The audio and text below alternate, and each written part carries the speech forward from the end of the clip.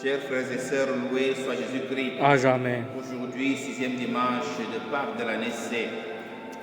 Les textes soumis à notre méditation sont tirés des Actes des Apôtres au chapitre 1 des versets, au chapitre 15 des versets 1 à 2, 22 à 29. Le psaume 66.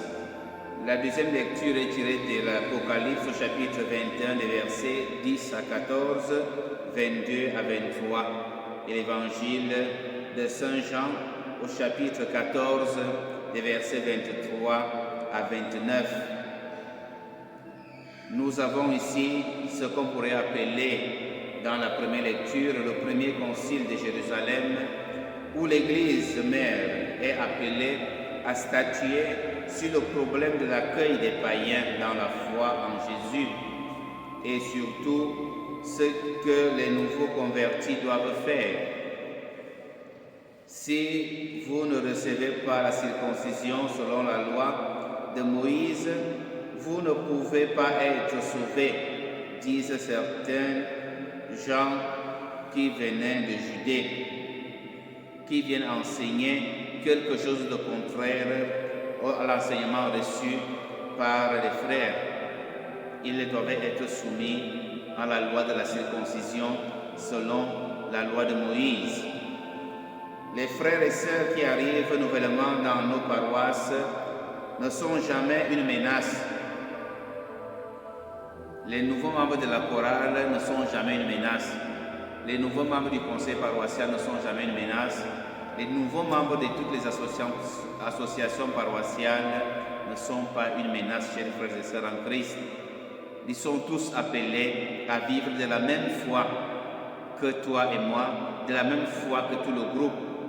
Donc, parfois, nous avons mis des règles pour mettre des barrières, pour empêcher certaines personnes d'intégrer la chorale, les Croix de Marie, Enfouillos, Sacré-Cœur et les autres groupes qui sont dans nos paroisses.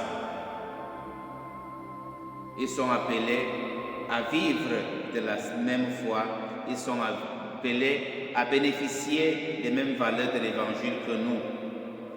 Conduits par l'Esprit Saint, responsables de la première Église, l'Église primitive de Jérusalem, n'ont pas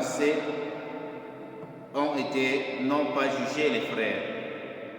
N'ont pas jugé les frères. Dans la lettre envoyée aux nouveaux convertis, nous pouvons lire: l'Esprit Saint et nous-mêmes avons décidé de ne pas faire peser sur vous d'autres obligations que celles qui s'imposent. Vous abstenir de manger des aliments offerts aux idoles, du sang, de la viande non saignée et des unions illégitimes, des choses qui sont contraires à la volonté de Dieu. Et n'ont pas soumis les nouveaux convertis à la loi de la circoncision. Dans la deuxième lecture, nous voyons la cité sainte qu'on a chantée au début. J'ai vu la nouvelle Jérusalem descendre du ciel auprès de Dieu. La cité sainte que décrit Jean évoque l'Église bâtie sur les apôtres et ouverte aux 4 coins du monde. La cité reposait sur les 12 fondations portant les noms des apôtres de l'agneau.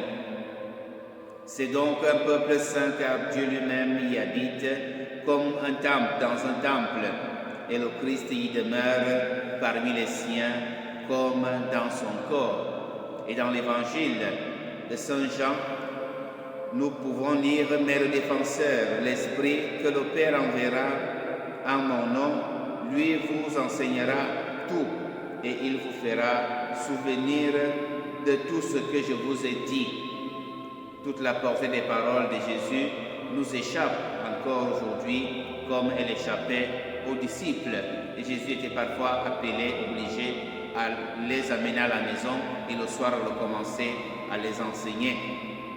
Mais l'Esprit Saint est donné à l'Église pour lui révéler les applications et les incidences au long de l'histoire de la parole de Dieu.